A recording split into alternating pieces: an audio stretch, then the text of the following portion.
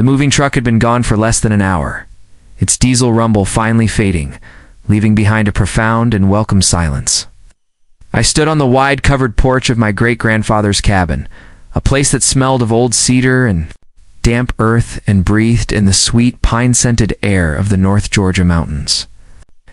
A profound sense of peace, the kind I hadn't felt in years, settled over me. After a decade spent in the concrete canyons of Chicago, working as a historical land consultant, I was finally home. The cabin and the pristine 50-acre lake it overlooked was mine now, a legacy and a responsibility I had just formally inherited. The silence, however, was short-lived. It was broken by the aggressive, almost silent whir of an electric golf cart, a sound that was utterly alien to this rustic corner of the world. The cart, a gleaming white behemoth, pulled to a stop on the grass just beyond my driveway.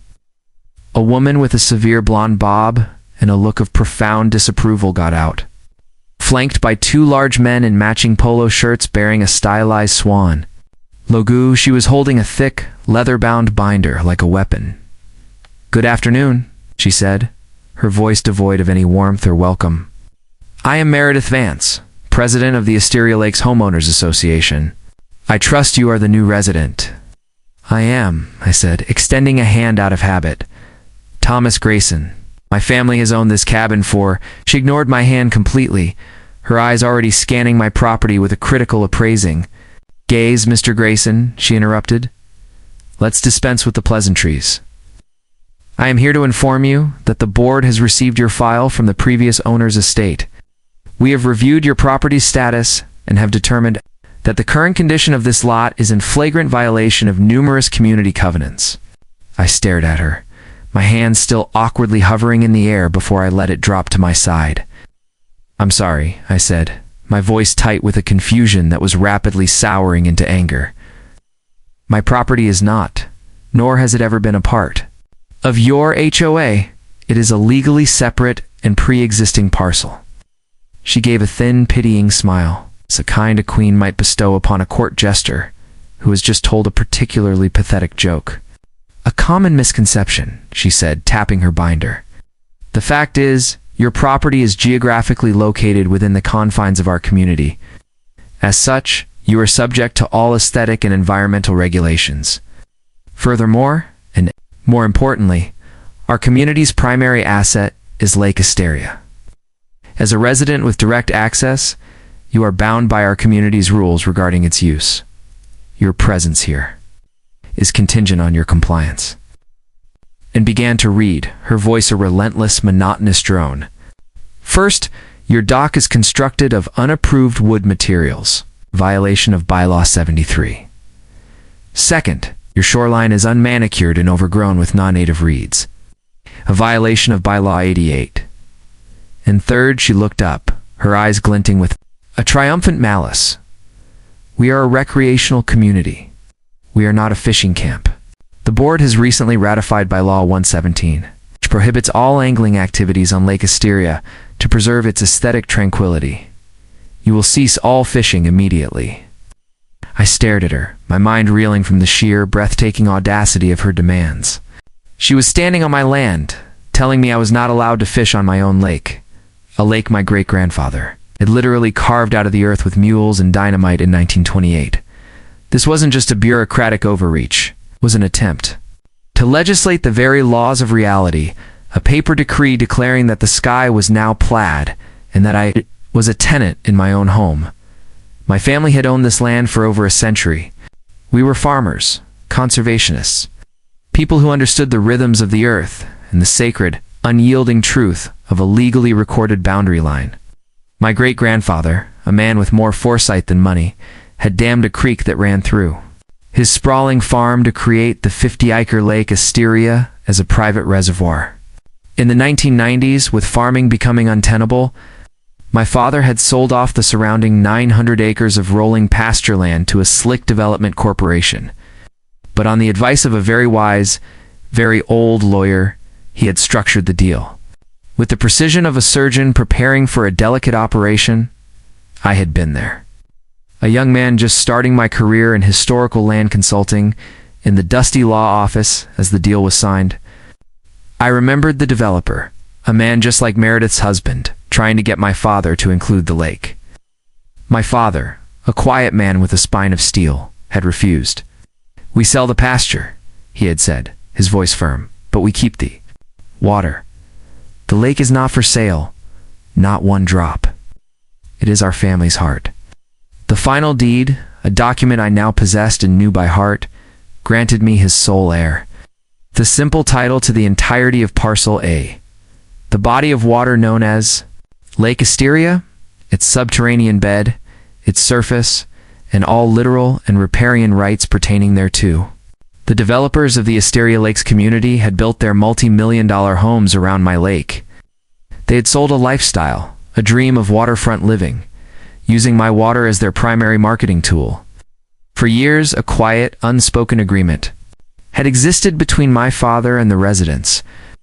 They could swim, boat, and enjoy the view. In return, they were expected to be respectful stewards. It was a fragile peace, built on courtesy and a mutual love for the lake. That peace had clearly ended the day Meredith Vance was elected HOA president. "Miss Vance," I said, my voice dangerously calm, "you are operating under a severe and legally perilous misapprehension. I have the legally recorded deed to this property, and that deed includes the entirety of Lake Asteria. It is my private property. Your bylaws are meaningless here. They are a work of fiction. Now, I'm going to have to ask you and your associates to leave my land immediately."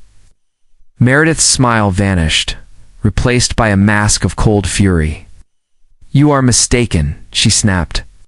"Our lawyers have assured us that the community's continuous use of the lake for 20 years has established a prescriptive easement, effectively giving us ownership and regulatory control.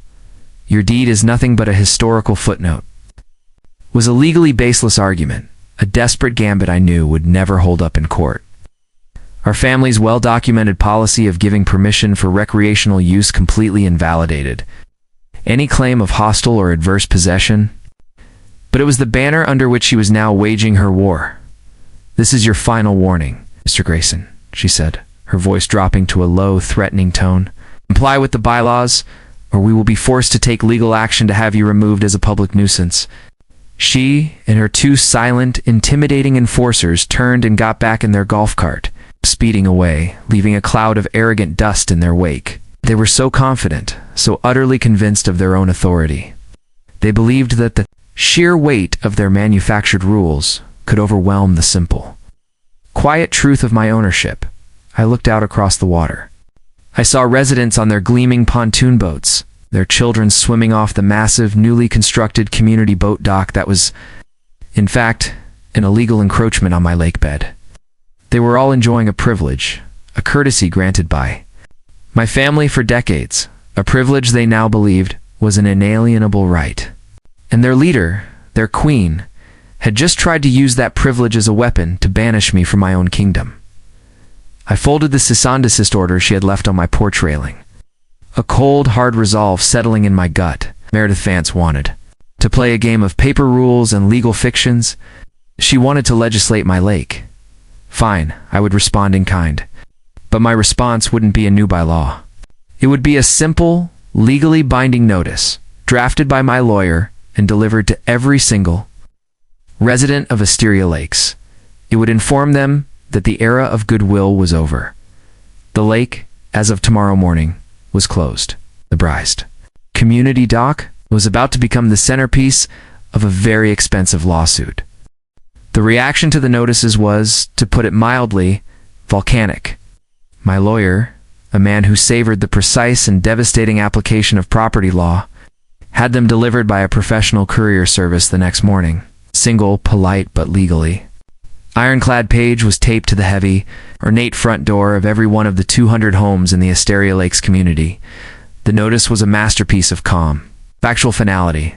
It stated that as the sole legal owner of Parcel A, which constituted the entirety of the body of water known as Lake Asteria and its subterranean bed, I was hereby revoking the long-standing family policy of permissive recreational access, effective immediately, cited the recent hostile legal actions and baseless claims of ownership by the HOA as the direct cause for this revocation. It informed the residents in unambiguous terms that any use of the lake's surface or its shoreline, including but not limited to swimming, boating, kayaking, or docking, would now be considered an act of criminal trespass and would be prosecuted accordingly under state law.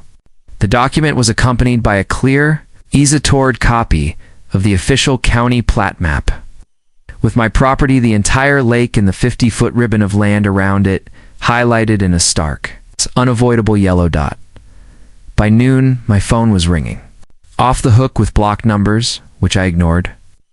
A small, angry mob, led by a furious Meredith fans, had gathered at the edge of my property, shouting and waving copies of the notice like pitchforks. They couldn't come onto my land, but they could glower at me from the edge of their own perfectly manicured lawns. Their faces a mixture of rage and utter disbelief. The centerpiece of their outrage was the new community boat dock, a massive $250,000 structure they had built last year. A structure that was, as my notice had gently reminded them, an illegal encroachment on my private property. A fact that was already the subject of a separate, ongoing lawsuit that they had been arrogantly ignoring for months. At precisely 2:00 p.m., as I had anticipated, a county sheriff's cruiser pulled up to my driveway. Meredith, seeing the arrival of the law, strode confidently to meet the deputy, a triumphant look on her face. She had clearly called them, convinced that they were here to arrest me for my illegal and monopolistic closure of the lake, an act of sheer, selfish evil in her eyes. The deputy who stepped out was a seasoned officer named Clark, a man who understood that the most expensive houses often produce the most ridiculous and time-consuming disputes. He listened patiently as Meredith launched into a breathless tirade, accusing me of blackmail, of holding the community hostage, of illegally denying them access to their lake, a public trust. When she was finished, Deputy Clark turned and walked over to me. I was sitting on my porch, a cup of coffee in my hand, waiting calmly. "Mr. Grayson," he began, his voice professional and calm, "I've received a complaint that you are illegally blocking access to Lake Asteria. Ms. Vance here claims the lake is a community asset, and that you have no right to close it off." "Good afternoon, Deputy," I said, taking a slow sip of my coffee. "Ms. Vance is mistaken, and she knows she is. The lake is private property. I'm the sole owner, and I have every right to control who uses it." "He's lying," Meredith shrieked from 20 feet away, her voice cracking. "We have rights. A prescriptive easement. We've been using this lake for 20 years. That's a civil matter for a judge to decide, ma'am." The deputy called back to her without turning around, his voice laced with annoyance. He then lowered his voice and spoke to me. "Look, Mr. Grayson, I can see this is a complicated issue. What I need to know right now is whether you have the documentation to back up your claim of sole ownership." "I do," I said. I handed him a thick, waterproof folder I had prepared. Inside was everything. The certified deed for Parcel A, the original 1888 land grant from the state, the 1994 sales document for the surrounding land that explicitly excluded the lake from the sale, the new higher resolution survey map from my ongoing lawsuit against them, which also included a bathymetric survey of the lake bed. He took the folder and spent the next 10 minutes leaning against the hood of his cruiser, reading with a practiced, methodical eye. The angry mob of residents watched in silence, their confidence beginning to visibly waver. Meredith stood with her arms crossed, tapping her foot impatiently. Finally, Deputy Clark folded the last document and placed it back in the folder. He walked back over to me and handed it back, a new look of respect in his eyes. "Mr. Grayson," he said, his voice now holding a note of finality, "your paperwork is in order. As far as the law is concerned, you are the sole and undisputed owner of this body of water. You have every right to restrict access to it." He then turned to face Meredith and the assembled residents. He raised his voice so everyone could hear, his words echoing in the sudden, tense silence. "Ladies and gentlemen," he announced, "I have reviewed the official recorded county records. This lake, its bed, and its shoreline are the private property of Mr. Thomas Grayson. The notice he has issued is a lawful exercise of his property rights. Let me be perfectly clear. Any resident of Asteria Lakes found on the water or on the shoreline from this point forward will be subject to citation, and if necessary, arrest for criminal trespass. The silence that followed was stunning. The collective gasp of 24 wealthy homeowners realizing that their most valuable amenity, the very foundation of their property values, had just vanished, was a sound to behold. Their anger instantly began to pivot from me to the woman who had led them to this disastrous end. Meredith's face was a mask of pure, uncomprehending fury. This is insane. You can't let him do this. We will sue. We'll bury him in legal fees. That is certainly your right, ma'am, the deputy said, his patience clearly at an end. But I would advise you to have your lawyers read your own sales deeds first.